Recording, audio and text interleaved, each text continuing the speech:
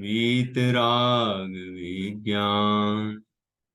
नमो ताहि जाते मये अरहंतादि महा। करि मंगल करि हो महा। ग्रंथ करन को काय। जाते मिले समाज सब। पावे निज पद। मोक्षमार्ग प्रकाशक ग्रंथ के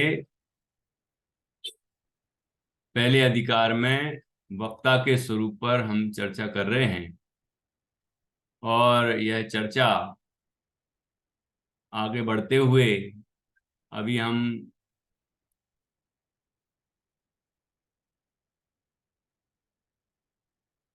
चौथे पॉइंट पर बात कर रहे हैं और वहाँ बताया गया है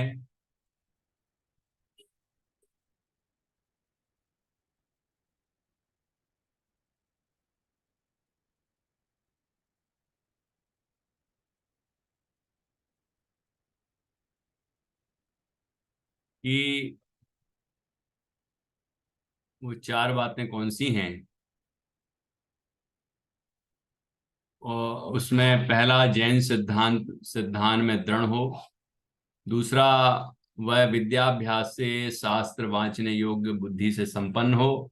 तीसरा, उसे सम्यक ज्ञान द्वारा व्यवहार निश्चय आदि नयों का व्याख्यान समझ में आता हो।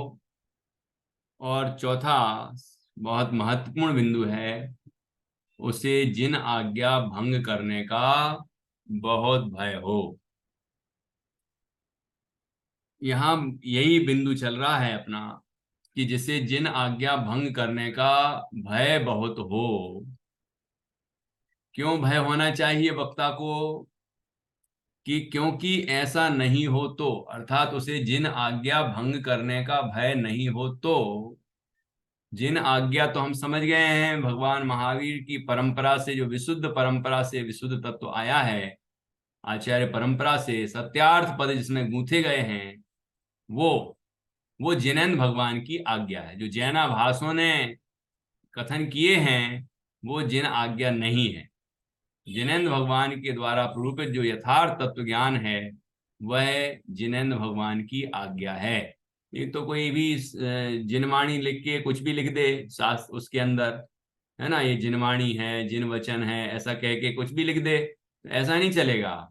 जो उसके शास्त्र कैसा होना चाहिए, शास्त्र सत्यार्थ पद कौन से होते हैं, किस बात के पोषक होते हैं, उनमें कौन से दुर्गुण नहीं होने चाहिए, ये सब बातें हमने अभी समझी हैं। आगे आठवें अधिकार में, सातवें और आठवें अधिकार में और समझेंगे।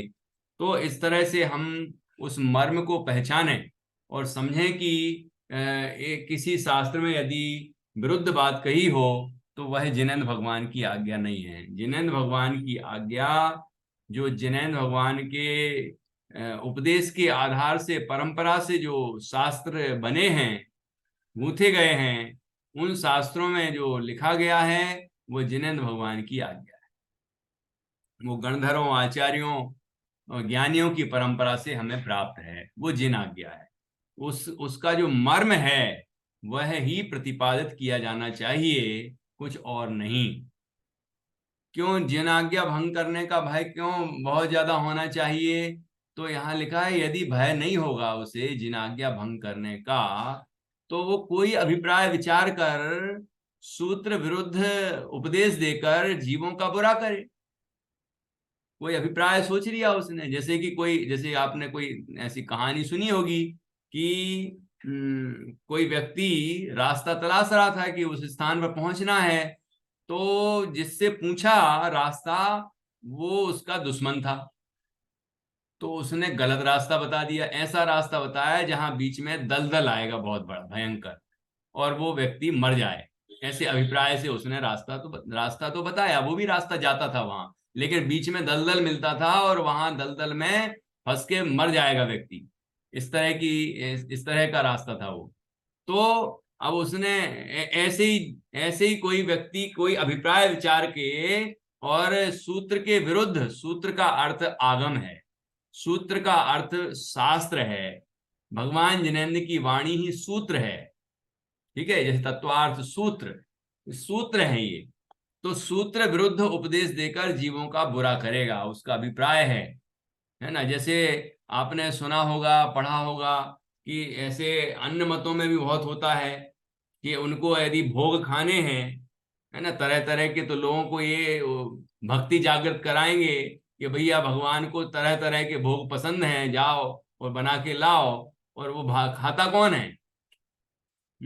ऐसे ही कोई कोई जो भ्रष्ट श्रावक हैं, भ्रष्ट मुनि हैं, तो वो अपनी भ्रष्टता को पुष्ट करने के लिए श्रावकों को भी इस तरह का उपदेश देंगे कि जिससे कि वो भी भ्रष्ट हो जाएं और वो हमारे भ्रष्टाचार का वो समर्थन करें, विरोध ना करें। इस तरह के भी लोग होते हैं। और ऐसा कहते हैं जैसे श्रावक वैसे मुनि। अभी पांचवें अधिकार में और आगे चर्चा बहुत सुंदर आने वाली है, वहां हम बात करेंगे। तो कि कुछ भी उपदेश देके अपनी बात को पुष्ट करके अपने शिथिलाचार का पोषण करना है, तो ऐसे भी होते हैं। अब यदि किसी को वस्त्र धारण करने हो, परिग्रह को संग्रहित करना हो, और परिग्रह को लोग कहेंगे या परिग्रह करना तो पाप है, अपरिग्रह होता है धर्म, तो वो कुछ ऐसा उपदेश देंगे कि लोगों को ऐसा लगेगा कि हाँ भाई ये भी तो कर सकते हैं, ये भी तो एक मार्ग हो सकता है, उसमें क्या दिक्कत है। इस तरह से जीव अपने अभिप्राय का पोषण करने के लिए दूसरे जीवों को कुछ भी उपदेश, सूत्र विरुद्ध उपदेश दे देते हैं, जिससे उनका बुरा होता है। उसका तो बुरा होना ही है। पत्थर की नाव तो डूबना ही है। जो पत्थर की नाव में बैठेगा वो भी डूब जाएगा। तो हमें अपना बचाव करना है, हमें ऐसे वक्ताओं से शास्त्र नहीं सुनना है जिन आज्ञा भंग करने से डरते नहीं है, भयभीत नहीं है, है ना। तो क्या लिखा, कौन सा चौथा गुण होना चाहिए वक्ता का? कि जिसे जिन आज्ञा भंग करने का भय बहुत हो, ठीक है, क्योंकि ऐसा नहीं हो तो कोई अभिप्राय विचार कर सूत्र विरुद्ध उपदेश देकर जीवों का बुरा करे, ठीक है ना। सो ही कहा है। अब ये गाथा देखिए। बहुगुण विज्ञानिलयो असुत भासी तहा विमुत्तवो जह वर मणिजुत्तो विहु विज्ञ विज्ञयरो विसहरो लोए। क्या अर्थ हुआ? बहुगुण विद्या निलयो, जो व्यक्ति बहुत गुणों से युक्त है और विद्या का निलय है। कौन सी विद्या? ये अध्यात्म विद्या और यथार्थ विद्या जिसकी अभ्यास की बात कही थी वो नहीं, ये वक्तृत्व कला की विद्या, ठीक है, प्रभाव जमाने की विद्या, मीठा बोलने की विद्या, है ना। उदाहरण ऐसे दे, कहानी ऐसे सुनाए, किस्से ऐसे सुनाए कि लोग लोटपोट हो जाएं, मनोरंजन भी हो जाए उनका। मतलब ऐसी ऐसी अलग अलग तरह की विद्याएं, लौकिक विद्याएं, उनका निलय हो, मतलब वो भरपूर हो उसके पास, ठीक है। लेकिन लेकिन कैसा हो? बहुगुण विद्या निलयो, बहुत गुणों से युक्त हो, विद्या का जो निलय हो असुत्त भाषी। यदि वो असुत्त भाषी है, सूत्र विरुद्ध कथन करता है, वह जिनोक्त कथन नहीं करता, मनोक्त कथन करता है। जो मन में आता है वो बोलता है, अपने अभिप्राय को पुष्ट करने के लिए बोलता है, अपने लोगों को अपने अनुयायी बनाने के लिए वो कुछ भी कथन करता है, लोगों के शिष्टाचार का पोषण करता है, पाप का भी पोषण कर देता है। तो इस तरह से वह असूत्र असूत्र भाषी है। जो कहा था ना ऊपर, सूत्र विरुद्ध उपदेश देने वाला है, उसको कैसे कहा है? कहते तहावी मुक्तब्बो, उससे तुरंत ही दूर हो जाना चाहिए। यदि वो बहुत अच्छी वक्तृत्व कला है, बढ़िया बोलता है, बढ़िया उदाहरण देता है, अपना मजा आ जाता है अपन लोगों को सुन के, तो अपन क्या करें? मजे लेना है या संसार से मुक्त होना है? तो अब वो इतने गुणों से तो युक्त है, लेकिन सूत्र विरुद्ध कथन करता है, आगम विरुद्ध कथन करता है, जिन आज्ञा को भंग करता है, तो आचार्य कहते हैं तुरंत ही उससे मुक्त हो जाना चाहिए, उसको छोड़ देना चाहिए। कैसे छोड़ देना चाहिए? जय जह वर मणि जुत्तो विहु विज्ञ यरो विसहो विसहरो लोए। जैसे लोए अर्थात लोक में, जह अर्थात जैसे, वर मणि जुत्तो, वर का अर्थ है सुंदर, उत्कृष्ट, उत्कृष्ट मणि से युक्त। कोई सांप होते हैं ना, सुना होगा आपने, उनके मणिधारी होते हैं, मणियां होती हैं उनके, मणि होती है एक मणि, है ना, तो मणि वाला सांप कहलाता है वो। ठीक है, सांप है ना वो, लेकिन मणि से सुशोभित है, बहुत बढ़िया, जबरदस्त। आज की डेट में अरबों खरबों पता नहीं कितने की वो मणि होगी उसके पास, है ना, वो बहुत सुंदर होती है मणि। उससे युक्त है वो कौन? विषधर। वो कैसा है? विज्ञेयरो, वो विघ्न करने वाला है। वो क्या कर देगा? आप यदि उसकी मणि के आकर्षण से उसके पास जाएंगे और उसकी प्रशंसा भी करेंगे तो क्या कहेगा वो? एक डंक मारेगा, डस लेगा, खत्म कर देगा। क्यों? कि उसका स्वभाव ऐसा है, सांप का स्वभाव ऐसा है, वो तो डंक मारेगा, डसेगा, विष फैलाएगा और मारेगा। तो क्या करें ऐसे सांप को? अरे भाई, इतनी बढ़िया मणि है उसके पास, इतना इतना सुंदर दिख रहा है वो मणि से युक्त होकर, तो अपन तो थोड़ा उसकी संगति कर लेते हैं, उसके पास थोड़ा बैठ जाते हैं, उसको पास से देखते हैं जरा, ऐसा सोचेंगे। या ये सोचेंगे भैया दूर भगो, ये सांप है वो सांप, क्योंकि वो डस लेगा तो हम तो मर ही जाएंगे।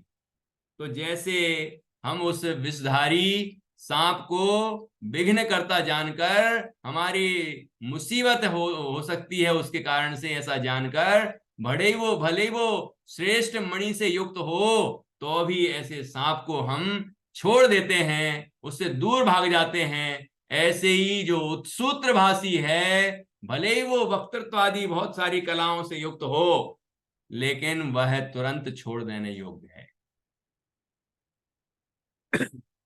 बहुगुण निलया, बहुगुण विद्या निलयो, असुत भासी तहा विमुत्तवो, जहवर मणिजुत्तो विभु विज्ञयरो विसहरो लोए। अर्थ, जो अनेक क्षमादिक गुण तथा व्याकरण आदि विद्या का स्थान है, तथापि उत्सूत्र भाषी है, तो छोड़ने योग्य ही है। जैसे कि उत्कृष्ट मणियुक्त होने पर भी सर्प है, सर्प है, सो लोक में विघ्न ही का करने वाला है। क्या कहा यहाँ? गुण कौन से बताए? क्षमा आदि गुण। बड़ा क्षमाशील है, सरल स्वभावी है, शांत चित्त है, कोई दो बातें कह जाए तो भी बर्दाश्त कर लेता है, लेकिन व्याकरण आदि विद्याओं से युक्त है, तरह तरह के।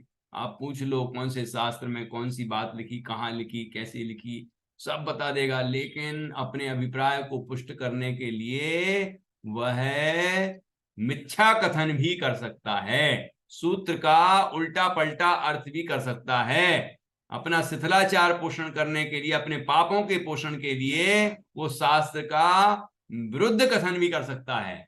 तो ऐसे व्यक्ति से तुरंत ही मुक्त हो जाना चाहिए, उस व्यक्ति को छोड़ के चले जाना चाहिए, ये लिखा है। ठीक है, इसलिए ये मैंने कहा था कि ये गुण सबसे महत्वपूर्ण है, कि वक्ता को कैसा होना चाहिए, कि जिन आज्ञा भंग करने का भय बहुत होना चाहिए। ठीक है, अब अगले गुण की तरफ चलते।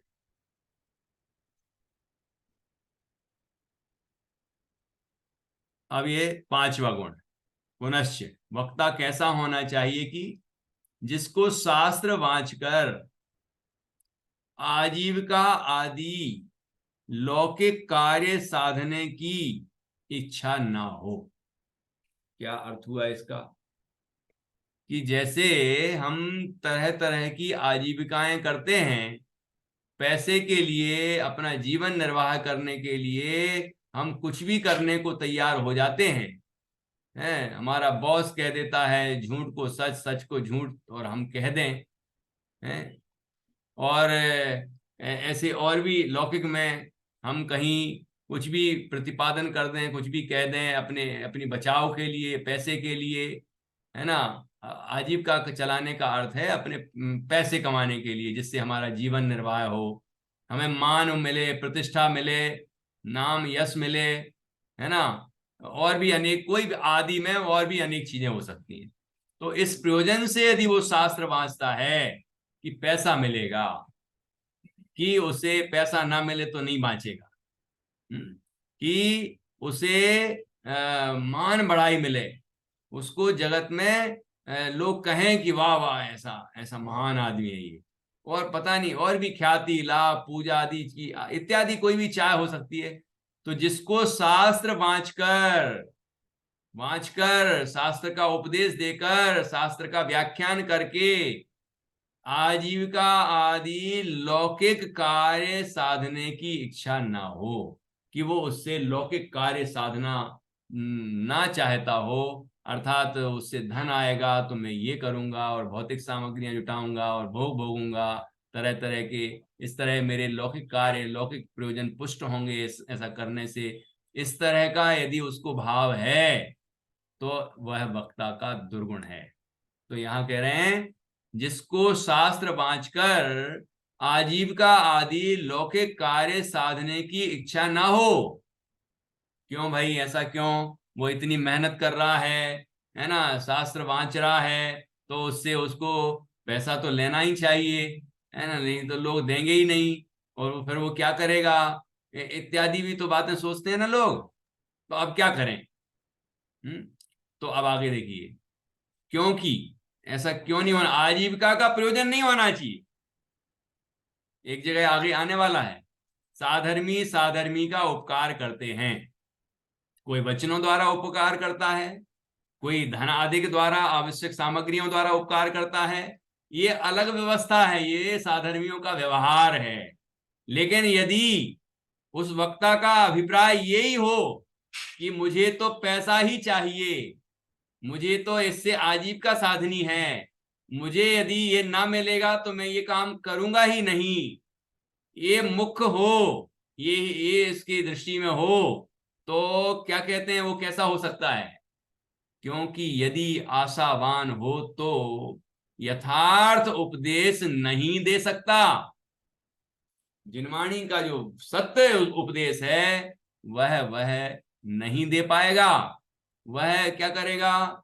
उसे तो कुछ श्रोताओं के अभिप्राय के अनुसार व्याख्यान करके अपना प्रयोजन साधने का ही साधन रहे, कि भैया हमारे जो श्रोता हैं उनका अभिप्राय क्या है, वो क्या सुनना चाहते हैं, वो क्या पुष्ट करना चाहते हैं, उनकी कौन सी मान्यताएं हैं, तो अपन उनको जानो और उन्हीं को पोषण करते रहो। हाँ, तुम तो ठीक ही हो, बिल्कुल बढ़िया ही हो, तुम जो कहते हो बिल्कुल सत्य है तुम्हारा तो कथन, है ना। ऐसा कह कह के उनका अभिप्राय पुष्ट करे, और अभिप्राय पुष्ट करके क्या मिलेगा, वो जब खुश होंगे तो उसको पैसा देंगे, है ना।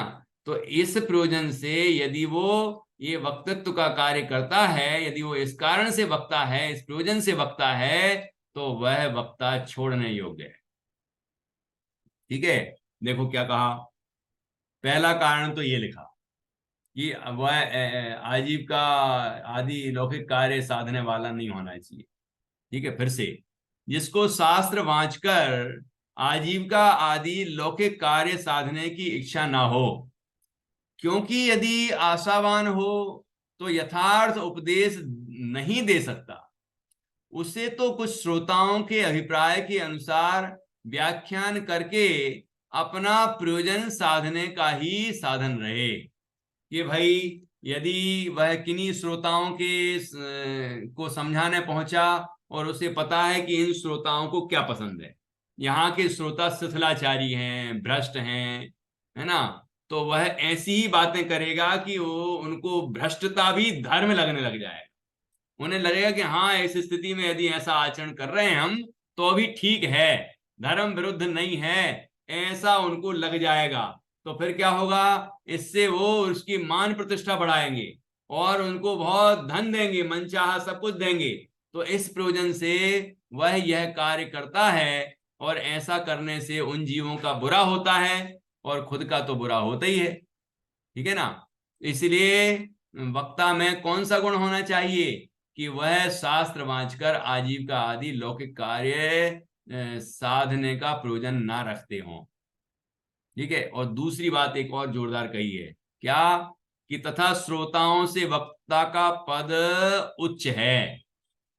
जो उपदेश देने वाला है उसका पद कैसा है, उच्च है, वो गुरु की श्रेणी में है। गुरु मतलब देव शास्त्र गुरु वाले तो गुरु हैं, वो तो हैं ही। अरहंत भगवान गुरु हैं, उनकी चर्चा भी आएगी अभी, वो तो गुरु हैं ही। लेकिन एक जो लोक व्यवहार में हम गुरु जी कह देते हैं जिनको, शिक्षक हैं जो, है ना, तो उनका पद उच्च है, उन शिष्यों से ऊंचा है।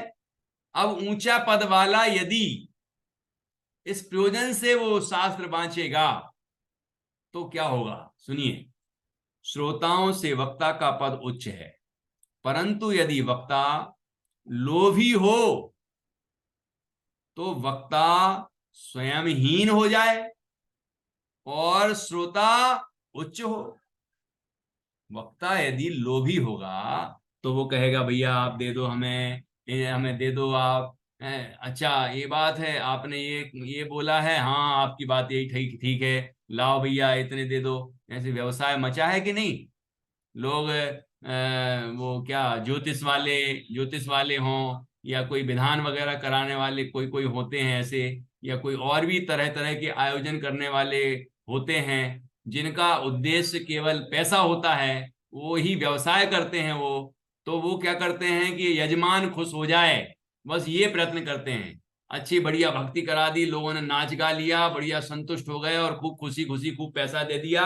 वो कहते हैं आज तो इस विधान से या इस कार्यक्रम से या इस वक्तृत्व से, उपदेश से मुझे तो इतनी कमाई हो गई, है ना। तो वो ऐसे लोग श्रोताओं का भला नहीं कर सकते कभी। उन श्रोताओं से यदि कोई भूल हो रही होगी, है, उन शिष्यों से यदि कोई गलती हो रही होगी, तो वो उसको कह नहीं पाएंगे। क्यों नहीं कह पाएंगे, क्योंकि यदि उनने कह दिया और सामने वाले को बुरा लग गया, वो नाराज हो गया, तो उससे वो पैसा नहीं देगा। इसलिए वो उनकी गलतियां नहीं बताता, उनकी कमियां नहीं बताता, चाहे वो हृदय में उठने वाले विकार हों, चाहे मान्यताएं हों तरह तरह की, या उनकी कोई प्रवृत्तियां हों बाहर में, वो उनको नहीं कह सकता है। क्योंकि उनको कहने का तात्पर्य ये कि उसको नाराज करना, और नाराज करने का तात्पर्य ये कि उसे फिर उनकी तरफ से मिलने वाला जो लाभ है वो मिलेगा नहीं। उसकी नजर में केवल ये रहता है, इसीलिए वह नीचे पद को प्राप्त हुआ, क्योंकि लोभी है ना। ऐसे हाथ उसके आ रहे हैं कि भैया हमें दे दो। देखो मुनराज आहार ग्रहण करने जाते हैं, तब देखो वो जो भक्त है वो नवदा भक्ति पूरा उनको आहार देता है, भक्ति कर करके, पूजन करके, अर्घ्य चढ़ा के निवेदन करता है कि आप ले लो, तब वो लेते हैं। ठीक है ना। लेकिन ये तो मांगता भी है। और देख जब वो मान लो श्रोता ने जेब में हाथ डाला तो उसकी नजर कहाँ जाएगी, यार पैसा देने वाले निकला कि नहीं निकला। मतलब उसकी नजर हमेशा पैसे पे ही रहेगी कि ये खुश हुए क्या, इनको हंस दिए क्या, ये प्रसन्न हो गए क्या। तो प्रसन्न हो गए तो अब कुछ देने वाले। और धीरे यदि वो कोई रूमाल निकालने के लिए मान लो वो हाथ डालेगा तो उसको लगेगा ये पैसा निकालने के लिए डाल रहे हैं, और फिर जब नहीं निकला तो दुखी होगा, है ना। तो ऐसा ये दुर्गुण कहा वक्ता का, ये दुर्गुण वक्ता में नहीं होना चाहिए, उसके गुण होना चाहिए। फिर से पढ़ता हूं, जिसको शास्त्र वांचकर आजीविका आदि लौकिक कार्य साधने की इच्छा ना हो, क्योंकि यदि आशावान हो तो यथार्थ उपदेश नहीं दे सकता। उसे तो कुछ श्रोताओं के अभिप्राय के अनुसार व्याख्यान करके अपना प्रयोजन साधने का ही साधन रहे। तथा श्रोताओं से वक्ता का पद उच्च है, ये दूसरा बिंदु है इसी के तर्क में। श्रोताओं से वक्ता का पद उच्च है, परंतु यदि वक्ता लोभी हो तो वक्ता स्वयं हीन हो जाए और श्रोता उच्च हो। अब देखिए इस विषय में कुछ पूछना तो नहीं है आप लोगों को, तो आगे बढ़े। पुनश्च वक्ता कैसा होना चाहिए कि जिसके तीव्र क्रोध मान नहीं हो। मतलब उस वक्ता को बहुत तेज गुस्सा नहीं आता हो, बहुत घमंडी नहीं हो वो, तो तीव्र क्रोध मान नहीं हो। मतलब मंद तो चल जाएंगे ना, अब श्रावक है तो मंद रहेंगे ना, उसको है तो अस्तित्व तो है उनका, अनंतानुमंदी वाला समाप्त हो जाए, लेकिन क्रोधमान होंगे तो उसको के नहीं होंगे, जो वो एक श्रावक है अभी। होगा तो ये अभी सम्यक ज्ञानी है तो एक कसाय चौकड़ी का अभाव होगा, लेकिन बाकी तो है कि नहीं है। तो इसलिए है, और वो भी मंद है। ठीक है, तभी तो वो वक्ता है, तभी तो वो जीवों के हित के लिए उनको उपदेश देता है ना। लेकिन ये तीव्र क्रोध मान माया, तीव्र क्रोधी मानी हो तो क्या हो। जिसके तीव्र क्रोध मान नहीं हो ऐसा वक्ता होना चाहिए। क्यों भाई, तीव्र क्रोध मान क्यों नहीं होना चाहिए? क्योंकि तीव्र क्रोधी मानी की निंदा होगी। यदि वक्ता तीव्र क्रोधी होगा, बात बात में गुस्सा आएगा, खूब तेज गुस्सा आएगा, इतना गुस्सा आएगा कि वो अपने पास जो चीजें होंगी वो फेंक देगा उठा के, तोड़ फोड़ करने लग जाएगा। कई बार तो ऐसा देखा गया कि जो शास्त्र बांच रहा है, इतना तेज गुस्सा आ गया कि शास्त्र ही उठा के फेंक दी। बताओ, ऐसा विवेक भ्रष्ट हो गया उसका। तो अब क्या कहें। तो क्रोधी, तीव्र क्रोधी नहीं होना चाहिए, उसका इतना विवेक नष्ट हो गया कि हम ये परम पूज्य जिनवाणी है उसको ही हमने उसका ही अपमान कर दिया। उसके सामने हम जिनवाणी विराजमान और हम कुछ भी कहे जा रहे हैं। जिनवाणी का अपमान होगा कि नहीं होगा? उसको क्रोध में भूल गया, मान में भूल गया कि मैं महान, दुनिया में मेरा नाम है, मेरी प्रतिष्ठा है, मैं वक्ता हूं, तो ये श्रोता हैं, तो इनको तो मुझे कुछ भी कहने का अधिकार है, तो कुछ भी कह दोगे क्या? जिनवाणी तो बीच में है, हमसे भी महान है ना। तो अब उस जिनवाणी माता का भी हमने लिहाज नहीं किया और कुछ भी कह दिया, तो ऐसा क्रोध, ऐसा मान उस वक्ता को नहीं होना चाहिए। जिसके तीव्र क्रोध मान नहीं हो ऐसा वक्ता होना चाहिए। ये छठवां गुण चल रहा है ना। क्योंकि तीव्र क्रोधी मानी की निंदा होगी, दुनिया कहेगी ये बहुत घमंडी है, बहुत गुस्सैल है, और श्रोता उससे डरते रहेंगे। क्रोधी है ना, तो वो डरेंगे, यदि मैंने ये पूछ लिया और उनको ठीक नहीं लगा और गुस्सा हो गए तो हमारी तो खैर नहीं, तो पूछेंगे ही नहीं वो। तो इस वक्ता कैसा होना चाहिए कि उनकी शंकाओं का समाधान करे, उनके हृदय में जो भी मिथ्यात्व पड़ा है, कहीं भूलें पड़ी हैं तो वो दूर हों, ये उसका प्रयोजन होना चाहिए। लेकिन वो तो डर रहे हैं, उससे पूछ ही नहीं पा रहे। क्यों? क्योंकि वो क्रोधी है, मानी है, तीव्र क्रोधी मानी है। श्रोता उससे डरते रहेंगे, तब उससे अपना हित कैसे करेंगे? ठीक है ना। इसलिए पांचवा गुण कौन सा कहा? कि उसे तीव्र क्रोधी मानी नहीं होना चाहिए, वक्ता को। ठीक है। और लोभी तो नहीं होना चाहिए, तो कह ही दिया। लोभी नहीं होगा तो मायाचारी भी नहीं होगा, माया करके बाहर में अच्छा अच्छा अच्छा अच्छा उपदेश देगा, और अंदर से भावना होगी कि भैया पैसा आ जाए, पैसा आ जाए, पैसा आ जाए, सामने वाले खुश हो जाए, खुश हो जाए। मतलब इस तरह का ये मायाचारी भी नहीं होना चाहिए उसमें। तो क्रोधी, मानी, मायाचारी, लोभी, ये तीव्रताएं होंगी तो वक्तापना उस पर शोभित नहीं होगा। ठीक है। ओह, पुनश्च वक्ता कैसा होना चाहिए कि जो स्वयं ही नाना प्रश्न उठाकर स्वयं ही उत्तर दे। अनेक तरह के प्रश्न खुद ही उठाए। इसमें से जैसे हमें समझ में आता है कि आप ये वाला आपके मन में इस तरह का प्रश्न आ रहा होगा, कि ये क्या है, तीव्र क्यों लिखा है, क्रोध मान क्या है, और ये क्रोधी मानी क्यों नहीं होना चाहिए, तीव्र क्रोधी मानी क्यों नहीं होना चाहिए। तो क्योंकि का उत्तर लिखा है ना, उसका कारण बताया पूरा। तो ये इस तरह से उसको समझ में आ जाएगा।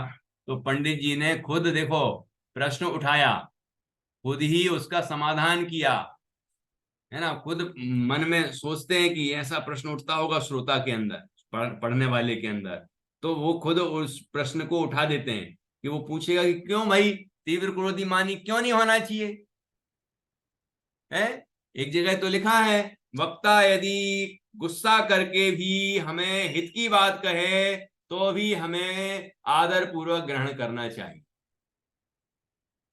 तो अब शास्त्र में तो ये भी लिखा है कि वो बहुत गुस्सा करके भी अपने हित की बात कहे, सत्य बात कहे, है ना, तो भी उसका आदर करके सुनना चाहिए। तो ये कथन श्रोताओं के लिए है, वक्ता के लिए नहीं है। ये वक्ता के गुण चल रहे हैं, वो श्रोता का गुण है कि श्रोता को उस समय भी विनम्र रहना है, क्योंकि उसके हित की बात सामने से आ रही है ना। तो ये श्रोता के लिए शिक्षा दी है कि भैया यदि वक्ता गुरुजी यदि गुस्सा करके भी तुम्हें सही मार्ग पर लगा रहे हैं तो भी तुम उनका आदर करो, लेकिन ये बात वक्ता के लिए अनुकरणीय नहीं है कि वो तीव्र क्रोध मान करे। ठीक है ना। ये बात 8वें अधिकार में आएगी, यहीं इसी मोक्ष मार्ग प्रकाश, वहां चर्चा और करेंगे। यहां देखिए कि कैसा होना चाहिए वक्ता, ये कौन सा नंबर का गुण है, 7वां। जो स्वयं ही नाना अनेक तरह के प्रश्न उठाकर स्वयं ही उत्तर दे, वक्ता है। अब बार बार लोग प्रश्न करें फिर उत्तर दे, फिर प्रश्न करें फिर उत्तर दे, तो तत्व चर्चा हो गई और प्रश्नोत्तर ही हो गई।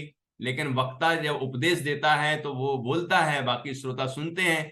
तो सुनते हुए वह श्रोताओं को जब देखता है तो उनके मन में कौन सा प्रश्न उठ सकता है इस प्रकरण से, इस बात से, तो उनके प्रश्नों को वो समझता है, खुद प्रश्न उठाता है। तो श्रोताओं को लगता है हाँ यार, ये तो मैं ही सोच रहा था कि ये है क्या, ऐसा क्यों कहा, इसका कोई उदाहरण से समझाओ, ऐसा मन में उठ रहा था। और तुरंत ही उनने ऐसा उठाया और उनने समझा दिया।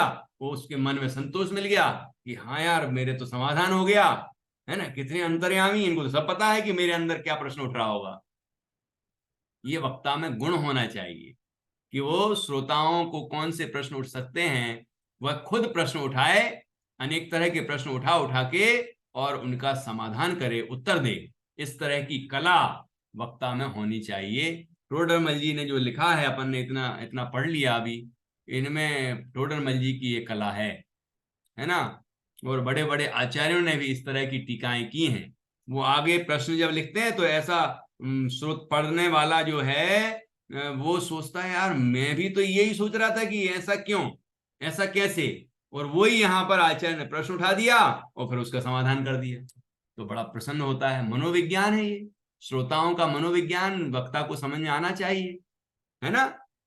तो जो स्वयं ही नाना प्रश्न उठाकर स्वयं ही उत्तर दे, अथवा अन्य जीव अनेक प्रकार से बहुत बार प्रश्न करें तो मिष्ट वचन द्वारा जिस प्रकार उनका संदेह दूर हो उसी प्रकार समाधान करे।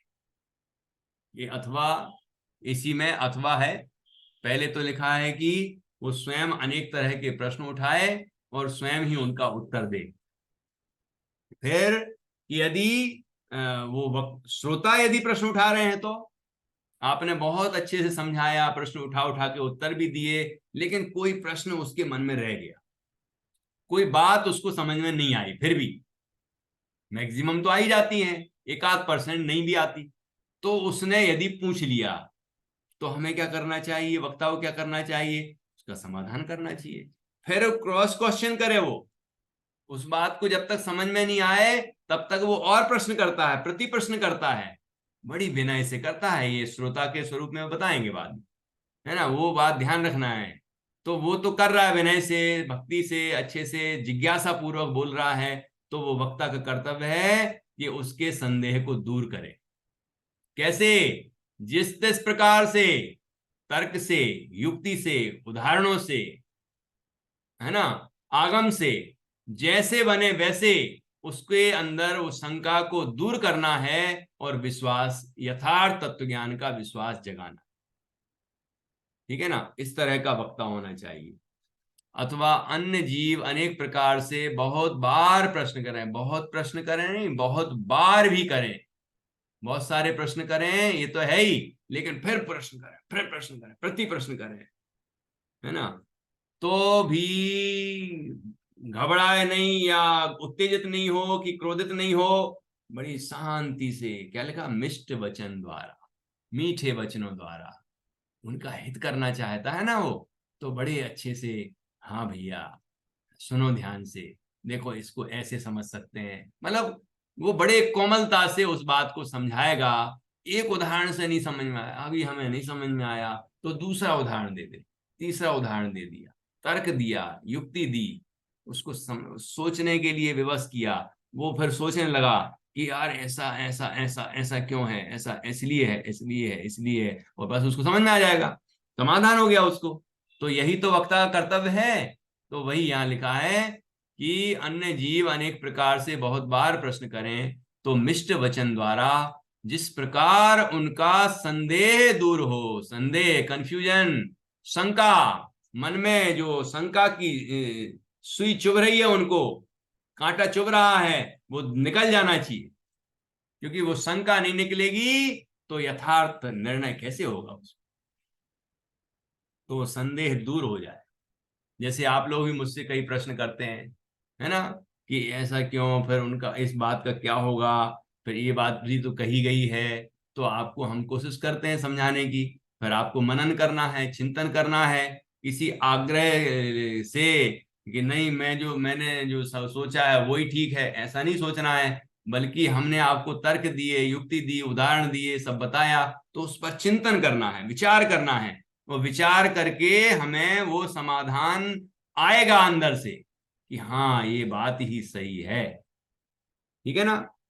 तो इस तरह से उनका संदेह दूर हो, उस प्रकार समाधान करे। यदि स्वयं में उत्तर देने की सामर्थ्य ना हो तो ऐसा कहे कि, यदि फिर स्वयं उत्तर नहीं दे पा रहा है उस प्रश्न का, तो क्या करे, अभी बताया था ना, उत्सूत्र भाषण नहीं करे, गलत नहीं बोलने लग जाए या डांटने फटकारने नहीं लग जाए, बल्कि क्या करे, ऐसा कहे, इसका मुझे ज्ञान नहीं है, क्योंकि यदि ऐसा ना हो तो श्रोताओं का संदेह दूर नहीं होगा, तब कल्याण कैसे होगा, और जिन मत की प्रभावना भी नहीं हो सकती। देखो, कहे भैया मुझे ये बात ख्याल में नहीं आ रही है, लेकिन मैं कोशिश करूंगा और शास्त्रों में ढूंढूंगा, अपने विशेषज्ञों से पूछूंगा, है ना, और उसका समाधान करने की कोशिश करे, अथवा उसको प्रेरित करे कि आप इस शास्त्र का अभ्यास करिए, स्वाध्याय से ये समाधान होगा, मैं भी करूंगा, ढूंढूंगा, है, आप भी ढूंढिए, आप भी चिंतन करिए।